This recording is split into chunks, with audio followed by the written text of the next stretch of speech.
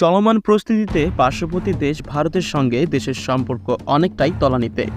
চলমান পরিস্থিতিতে সীমিত পরিসরে ভিসা দিচ্ছেন দুই দেশেই, যার প্রভাব পড়েছে ঢালিউড এবং টলিউড ইন্ডাস্ট্রিতে। এপার বাংলা এবং ওপার বাংলা শিল্পীরা কাজ ছেড়ে দিতে বাধ্য হচ্ছেন। এই গুঞ্জনে এবার পরীমণি পড়েছেন মহাবিপদে। চিত্রনায়িকা পরীমণির ভিসার জটিলতার কারণে ভারত যেতে পারছেন না।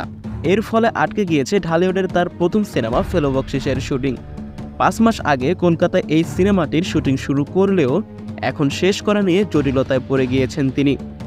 বিষয়টি নিয়ে চিত্রনায়িকা গণমাধ্যমকে বলেন, আমার আগের ভিসার মেয়াদ শেষ, নতুন ভিসা পেতে সমস্যা হচ্ছে। এখন কবে ভিসা পাবো, কবে যেতে পারবো বুঝতে পারছি না। কলকাতায় এটা আমার প্রথম সিনেমা, আমি চাই দ্রুতই মুক্তি পাক এই সিনেমাটি। ফেলো বকশিস সিনেমায় মুখ্য ভূমিকায় অভিনয় করেছেন পরীমণি। এছাড়াও আরও রয়েছেন সোহাম চক্রবর্তী ও মধুমিতা সরকার। থ্রিলার ঘরানার এই সিনেমাটি নির্মাণ করেছেন দেবরাজ সিনহা।